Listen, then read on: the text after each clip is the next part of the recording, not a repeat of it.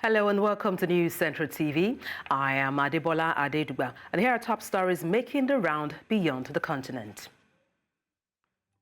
NATO Chief Jens Stoltenberg says that he expects the United States to remain a key ally in NATO, regardless of the outcome of the presidential election. He adds that a strong NATO is good for Europe, but also good for the United States. Former President Donald Trump has rocked NATO partners on the campaign by saying he would encourage Russia to attack members of the Western military alliance, not spending enough on their own defense. And this came after the volatile former reality TV star reportedly mauled pulling key military power Washington out of the alliance during his term in office. I expect that regardless of the outcome of the US elections, the US will remain a strong NATO ally because that is in the security interest of the United States. A strong NATO is good for Europe, but also good for the United States.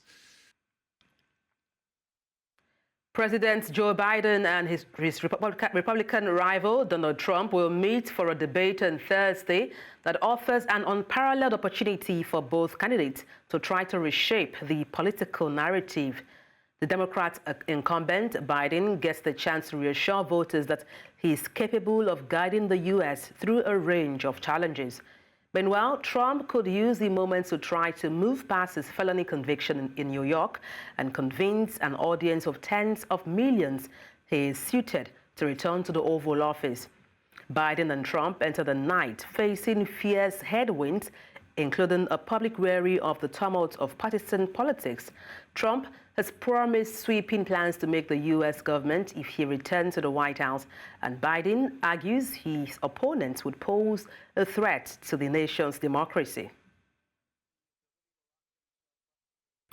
And to unpack this, I am joined by Kunle Falowo, a global affairs analyst. Good evening, glad to have you join me. Thank you for having me. And this debate, is one for the history books. It is the first time a sitting president will debate a former one. And also the candidates are two of the oldest people to run for president. And one of them is now a convicted felon. What are your expectations for tonight? Yes, so definitely this is very different in the lives of the political history of the United States. Mr. Biden, Mr. Trump, President Trump, is 78. Current President Joe Biden is 81. They have just 3 years apart, and they're among the oldest presidents. And it's interesting to see that they're also vying for another coveted seat to go back to becoming the next president of the United States for the next 4 years. So by and large, it's interesting times, and there are so many topics that's it's going to be catching the eye of a lot of people today. Now, the debate for tonight, the format rather, for tonight's debate will be different from what we have seen or known. There will be no audience, and their mics will be turned off when they speak. So it's be muted when either of them, is speaking.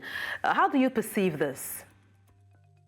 This is a very interesting one. Like I said before, we're going to, for the first time, it's very advantageous because we're not going to be seeing a lot of interruptions from either or participants. And also we're going to be seeing that both individuals are able to articulate their points and recommendations, and they're able to speak to the hearts of the individual voters and tell them what they intend to do when they get the position or when they get voted for. So it's very pivotal. Aside from that, this is just the first one. We're having another one in September, but both candidates are doing the extraordinary, which is wanting to have an independent, a public and a private television company run this kind of event, which is, like you rightly mentioned, it's not going to have any audience, and it's just open for a national dialogue and to win the hearts of voters. There are lots of expectations for this presidency race. How important is tonight's debate? Oh, it's very crucial, especially in the wake of all the recent convictions on both sides. Convictions, like you said before, former President Trump had just been convicted of 34 felony charges in New York. He has another one coming in July. And also, quite interestingly, Mr. Biden's son, Hunter Biden, also was just convicted of felony gun charges, and he has another tax evasion charges that he has to face in September. So Mr. Biden had also already informed Americans that he will not be pardoning his son. If he was, convicted, he will have to do his time. So it's quite interesting to see how this dynamic is going to play out. The voters are going to how they're going to approach and appeal to them. It's very crucial. And like I said before, there's a lot of topics that needs to be talked about. I mean, now there are concerns, as to how steady and also cognitive President Joe Biden will be during this debate. What's your impression of this? Well, for the cognitive test, we have to also understand that Mr. Trump was among folks that was, clamoring for Mr. Joe Biden to have a cognitive test. However, he claimed that he had a cognitive test, and in a televised conversation, he erroneously mistook the doctor that had conducted the cognitive test for him. He mistook his name for somebody else. So what are we talking about? So, back and forth has been going, and we've seen a lot of missteps, some missteps that have been televised from, when we saw Mr. Joe Biden had some missteps on national TV, and that's a source of concern. And, and again, you have to realize that these people are older gentlemen. Trump is 78, Biden is 81. If he gets reelected for the second time, he will be 86. He will be the oldest president ever in the history of the United States. So while it's going to be interesting, and we are expecting Mr. Biden to come out and articulate his issues, because he's been really going back to research and do his back work, and he's going to come out and talk to a lot of people. Now, looking at the other candidates, there are concerns as to how disciplined Donald Trump will be. Looking at his antecedents, what are your concerns about this? Which is why, of course, their mics will be muted when either of them is speaking. Well, and just part of decorum, and we know how Mr. Trump is. He is a trained showman. He knows what to do. As a matter of fact, he had attested to the fact that he might intentionally lose this presidential debate. He has said that in a recent interview that he might just go ahead and lose it, and that will just tell you that he kind of want to water down the outcome of the debate. But however, people want to see what is going to happen. What do they have? Especially hot topics right now about international politics, diplomacy. The country is polarized, it's divided. A lot of people are supporting for and against Ukraine and Israel. The war going on, it's very bipartisan. Again, abortion, it's already a national issue, immigration and things like that. These are interesting topics that Americans generally are interested in seeing what policies each candidate will push forward. Now, let me ask you, who do you see the people supporting and why? Well, like I said, the country is really polarized, and it's very hard to identify or just select who is going to who the general populace is going to pitch for. But I would say that according to statistics and recent research, it's only about 5% of the entire electorate and voters would be swayed or change or have an inclination to change their voting pattern as a result of a debate or a presidential debate, meaning to say that sometimes it works, but most importantly, this is an avenue for each electorate to listen to what the preferred candidate has to say about, or what their stand is about national politics. So this is a way of conveying their messages directly to their electorate. Well, thank you so much for bringing context to this. Kunle Falowo, Global Affairs Analyst, thank you once again. Thank you for having me. 2 Bolivian Army leaders have been arrested after soldiers and tanks took up position in front of government buildings in what President Luis Arce called an attempted coup. The troops and tanks entered Plaza Murillo, a historic square where the presidency and Congress are situated, in the afternoon, prompting global condemnation of an attack on democracy. One of the tanks tried to break down a metal door of the presidential palace.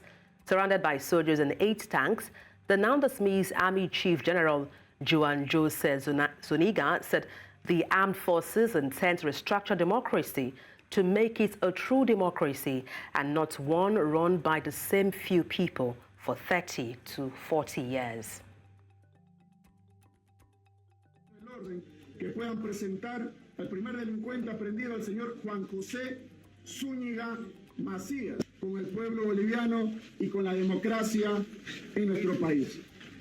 Vamos a batallar, vamos a litigar, no serán procesos fáciles, pero ha sido aprendida es el señor vicealmirante Juan Arnés Salvador, comandante general o excomandante general de la Fuerza Armada Boliviana. Encontraban al interior de un vehículo blindado, el cual impactó en contra de las puertas de la Casa de la Democracia en nuestro país, en contra del Palacio Quemado, y ellos buscaban derrocar un gobierno democráticamente electo. El golpe de Estado no ha logrado consumarse gracias al compromiso, gracias a la memoria fresca que tiene el pueblo boliviano, que de manera automática se ha autoconvocado para salir a defender a un gobierno democráticamente electo. El golpe de Estado nacional. Y lo que estaba buscando, lamentablemente, el señor Zúñiga era tomar el mando de nuestro país, convertirse en el capitán general de las Fuerzas Armadas. Let's go on a short break. We have more stories. Do stay tuned. Thank you for staying tuned. The UK general election for 2024 is poised to be a pivotal moment in British politics, with the current Conservative government led by Rishi Sunak looking set to be wiped out by Keir Starmer's Labour Party.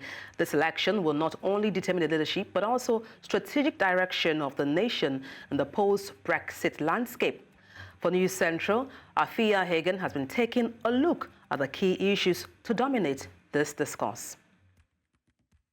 The much-anticipated general election in the UK is only 1 week away. This electoral milestone is more than just a political event.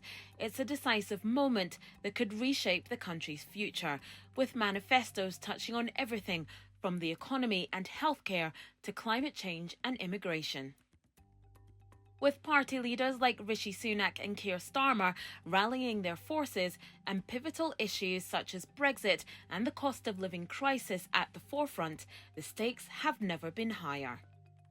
The UK general election of 2024 places significant emphasis on the economy and cost of living, which have become pressing concerns for voters. Economic recovery post-pandemic has been sluggish, with faltering public services and a cost of living crisis that sees millions struggling. But journalist and broadcaster Daisy McAndrew explains that Labour and the Conservatives don't differ much on how to address this issue. Clearly, the cost of living crisis is one of, if not the biggest issue. It's the thing that most voters will say affects their lives and a reason why they're voting for Labour. Interestingly, though, if you really analyse the economic policies of the Labour Party and the Conservative Party, there is very little to choose between them. Neither of them are addressing the fact that we have huge debts and that those debts are really unsustainable, that we have to change something after the election, whether that's tax rises or whether that's cutting the cost of public services. But that's something you won't hear either of the parties addressing. Healthcare remains a critical issue, with the National Health Service facing immense pressure, especially since the pandemic. The standard of healthcare affects the whole country, but because of devolved governments across the UK, political commentator Angela Haggerty says healthcare may be dealt with differently up and down the country. What the public are hoping for from Labour is that they can improve the NHS, improve the service enough that we don't have to be thinking about private healthcare. However, one of the difficult things for Labour in this election, I would guess, is that the NHS is devolved in some parts of the UK. So they don't actually, their policy in Westminster won't control what happens in the NHS in all parts of the UK. So up here in Scotland, for example, Labour could do an amazing job on repairing the NHS in England. It could be phenomenal, but it wouldn't affect us here in Scotland because that's devolved to the Scottish government. So this is one of the complicating factors of this election. We have Northern Ireland, Wales, Scotland and England, and each of these regions hold different powers, things that they're in control of, and not all of them will be affected by the policies in this election. Immigration policy is a hugely divisive topic in this election. The Conservative Party supports stringent measures, including a controversial plan to process some asylum seekers in Rwanda, aiming to deter illegal crossings. Political analyst Nathaniel Ogniye outlines the different approach that a Labour government could take to tackling this hot-button issue. Labour have pledged to reverse the votes legislation. They pledged to reverse the act that allows the government to send people to Rwanda. Equally, they have pledged a new border command, which largely consists of existing officers. So, for instance, when we look elsewhere in their pledges, for instance, with dentists, there is a pledge to recruit more of them. When it comes to the Border Security Command, Labour haven't actually pledged to recruit any more officers. They just pledged to put them into sort of a separate new unit, and sort of call it by a slightly different name. It's clear that the upcoming election embodies a pivotal moment for the nation, with the potential to steer its path towards recovery, resilience and sustainability. As we stand on the cusp of a decisive juncture in UK politics, the significance of the choices to be made cannot be underestimated. Given the profound implications for the economy, public services and immigration, the outcome of this election holds the promise of shaping the United Kingdom's trajectory for years to come. For News Central, I'm Afia Hagen. A Ukrainian gynecologist, Papin, has begun operating from a small mobile unit to help women in war-torn village. The World Health Organization has recorded more than 1,600 attacks on Ukrainian health facilities since Russia invaded in February 2022. And Kyiv says at least 194 civilian medics have been killed. Donetsk region, where the fiercest fighting along the entire front line is currently underway, has become a medical desert. Across the country, medics have departed for safer areas, while others have been wounded or joined the armed forces to treat injured soldiers. 7 месяцев находился в Днепре. Вот. Но потом вернулся обратно и начали здесь работать, и работаем. Потому что жизнь продолжается. Да, сложно, да, прилеты, но люди нуждаются в оказании медицинской помощи, поэтому наша задача оказать посильную помощь в виде или вот на выездах, или хотя бы чтобы человек получил консультацию, направить в нужное необходимое лечебное учреждение. Сколько? Работаем, оказываем помощь, консультативную помощь. Опасность прилетов существует, то есть по пути на работу, во время оказания помощи. Но мы, несмотря на это, продолжаем работать и оказываем помощь. То есть это наша задача не только проконсультировать, но и снять психоэмоциональное состояние во время консультации, чтобы люди с учетом нынешней ситуации, вы знаете, что продолжаются боевые действия, и у людей бывают различные проблемы возникают, в том числе и на психоэмоциональном уровне. Поэтому при контакте они общаются с врачом, они видят, что мы работаем, и легче немножко. Жизнь продолжается, несмотря на войну, количество беременных увеличивается. люди возвращаются, поэтому я думаю, что с наступлением мира в Украине будет все хорошо. На данный момент, к сожалению, рождаемость резко упала.